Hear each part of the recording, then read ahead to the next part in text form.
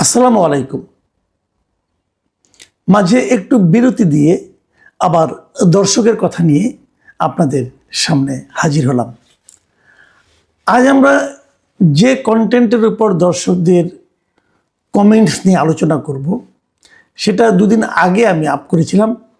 আপনাদের নিশ্চয়ই মনে আছে যে একজন আপনার শোবিজের একজন নারী, তিনি বলেছিলেন যে তিনি জামাতকে ভোট দিতে চান এবং ওনাকে বলা হয়েছিল আপনি যে পোশাক পরেছেন এরকম পোশাক তো জামাত ক্ষমতায় আসলে আপনি পরতে পারবেন না। সে বলেছিল পরবো না, তবুও দেশটা ঠিক হোক। নিশ্চয়ই আপনাদের মনে আছে। সেই কন্টেন্টের উপর যে কমেন্টগুলো পড়েছিল, যে কমেন্টগুলো অনেকে লিখেছেন, সেখান থেকে কিছু কিছু কমেন্ট নিয়ে আমি এই আজকের দর্শকের কথা অনুষ্ঠানটা করছি। আমি প্রথম যে কমেন্টটা পড়ব, ইনি লিখেছেন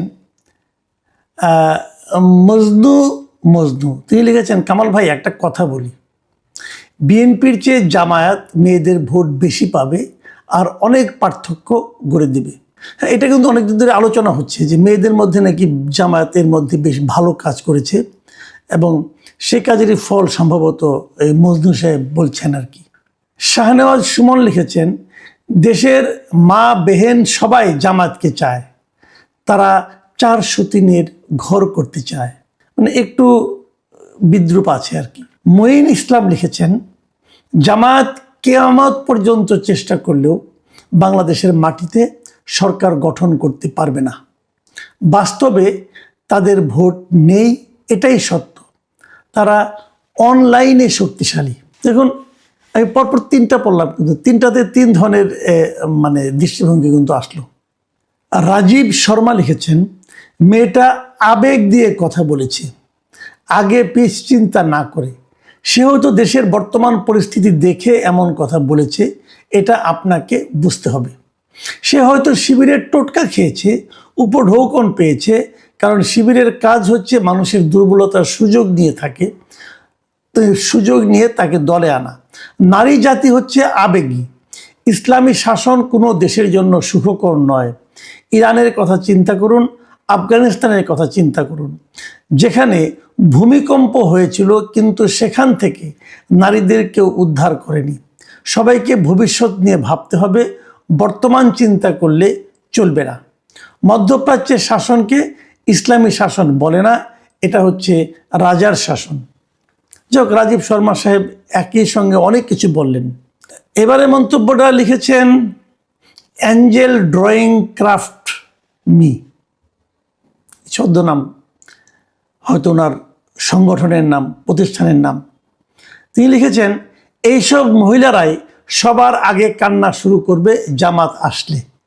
আবেগে বাঙালি নিজের পাছায় বাস দেয়, যখন ফাঁদে পড়ে তখন কুল কিনারা পায় না। শাহাদাত লিখেছেন, ভাই এটা তো কোনো নাটকের অংশও হতে পারে। হ্যাঁ, হতে পারে। দেখেন, একটা ঘটনার কত রকম ব্যাখ্যা কিন্তু আমরা পাচ্ছি, তাই না? উত্তম মণ্ডল লিখেছেন, স্যার উনি হয়তো বুঝতেই পারছে না যে এই 18 মাস দেশ জামাতই চালাচ্ছে, আর দেশের এই অবস্থার জন্য একমাত্র জামাতই দায়ী। নাজনীন আক্তার লিখেছেন, আমি তো জামাতকে ভোট দিব। আমি হিজাব পরি না, রবীন্দ্রসঙ্গীত পছন্দ, কিন্তু অনলি জামাত দেশকে আগিয়ে নেবে।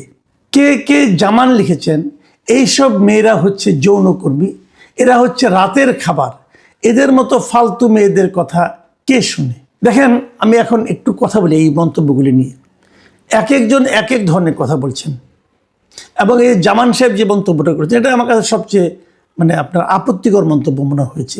দেখেন, আপনি যখন বললেন রাতের খাবার, এটা একদম সুইপিং কমেন্ট হয়ে গেল না? আপনি কি জানেন ওনার সম্পর্কে?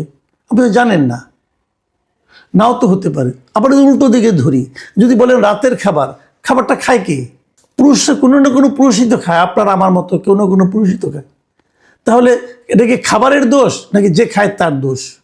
যে এভাবে কমেন্ট করা ঠিক না। তারও চেয়ে বড় কথা, ধরে নিলাম আপনার কথাই ঠিক, কিন্তু তাও তো ওনার ভোট আর আপনার ভোট একই ভোট। আপনি জ্ঞানী লোক, আপনি বুঝতে পারছেন, আপনার ভোটকে কিন্তু একটাই গ্রহণ করা হবে, এবং নির্বাচনটা কিন্তু ভোটের উপর হয়। ওনার কথা শুনে হয়তো আপনি ভোট দিবেন না, কিন্তু উনি তো ভোটটা দিবেন। আপনি হয়তো অনেক জ্ঞান চিন্তা ভাবনা করে ভোট দিলেন, আর উনি না বুঝিয়ে একটা ভোট দিলেন, সমান সমান হয়ে গেল। কাজে এই ধরনের কমেন্ট না করা ভালো। আবার দেখুন, আরেকজন আমরা দেখলাম নাজনীন আক্তার, উনি কিন্তু বললেন যে উনি জামাত করেন না, তাবুল তুবুলি জামাতকে ভোট দিবেন। এটাও আবার ঠিক, এটা ওনার ইচ্ছা, এটাই তো গণতন্ত্র। আবার আরেকজন বললেন যে কিয়ামত পর্যন্ত জামাত ক্ষমতায় আসতে পারবে না, ওটাও হতে পারে, আমরা তো কিছু জানি না। বাট আমাদের কথাটা হলো কি, আমরা মানুষের মতামত নিয়ে আলোচনা করছি এই কারণে যে এগুলো শুনে শুনে হয়তো আমার মধ্যে একটা তৃতীয় চিন্তা কাজ করতে পারে। যাই হোক, আমি পরের মন্তব্যটা পড়ি। নূর আলম লিখেছেন, ভাই আমি বিএনপি, আওয়ামী লীগ, জামায়াত ইসলামী লোকদের সঙ্গে লেনদেন করে দেখেছি। জামায়াতের লোক কথা অনুযায়ী কাজ করে, আর বিএনপি এবং আওয়ামী লীগের যে লোকের সাথে লেনদেন করতেছি, ওই দুইজন আমাকে হাজারবার কথা দিয়েছে, কথা রক্ষা করে না, বরং হয়রানি করে, মোবাইল ফোন পর্যন্ত রিসিভ করতে চায় না। মনের কষ্টটা হালকা করার জন্য লেখলাম। আমিও নিয়ত করছি ভোট ইনশাল্লাহ ইনসাফের পক্ষে দেব। আপনাদের যদি কারো কাছে তথ্য থাকে তৃণমূল পর্যায়ের জামাতের নেতার লেনদেন খারাপ আছে, আমাকে কমেন্টের মাধ্যমে জানাবেন।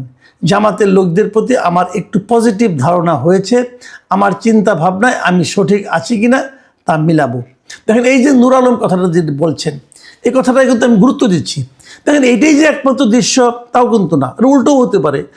আওয়ামী লীগ বিএনপি লোকের মধ্যেও অনেক আছে যারা ঘুরায় না, কিন্তু ওনার যে অভিজ্ঞতা, সেই অভিজ্ঞতাটাকে আপনি বাতিল করে দেবেন কিভাবে?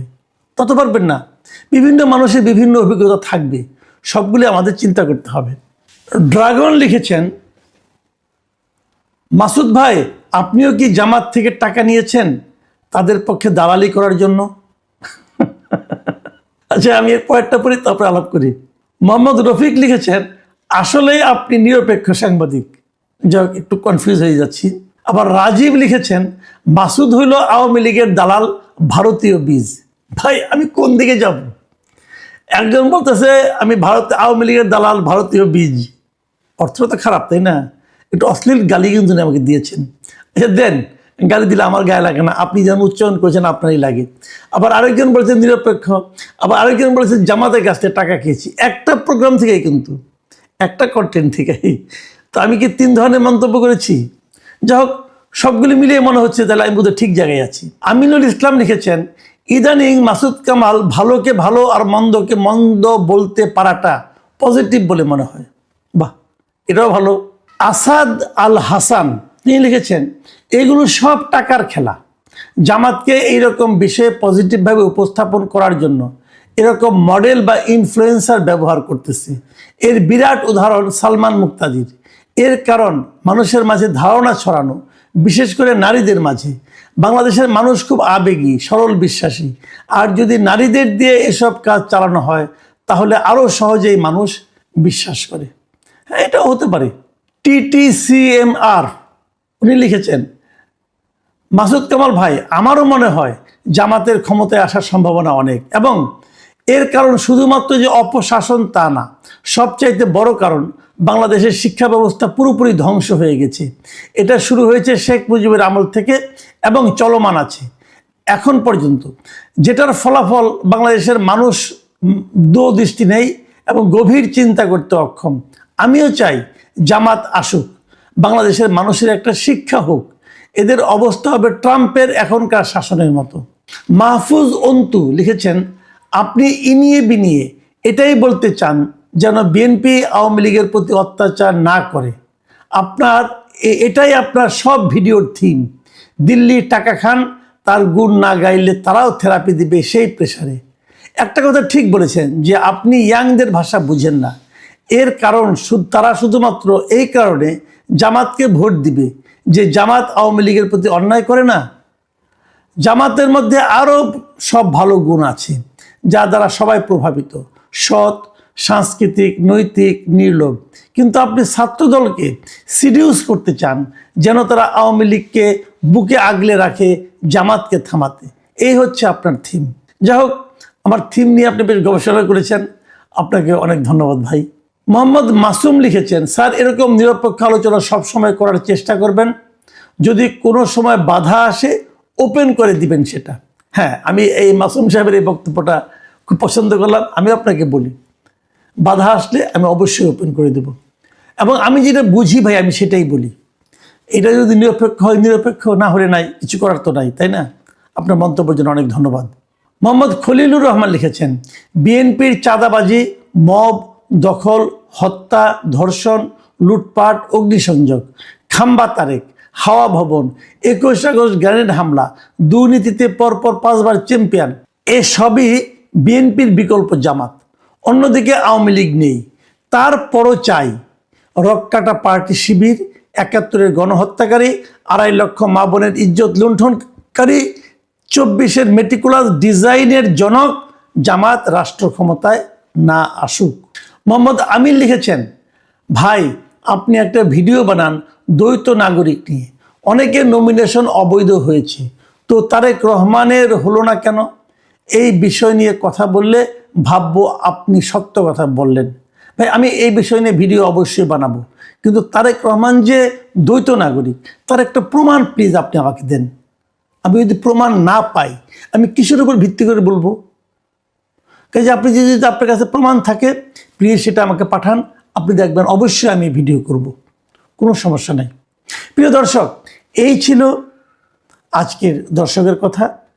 আগামীতে আবার আমাদের কথা হবে, আবারও কথা দিচ্ছি, চেষ্টা করব যে অন্ততপক্ষে একদিন পর পর দর্শকের কথা করার জন্য। আপনার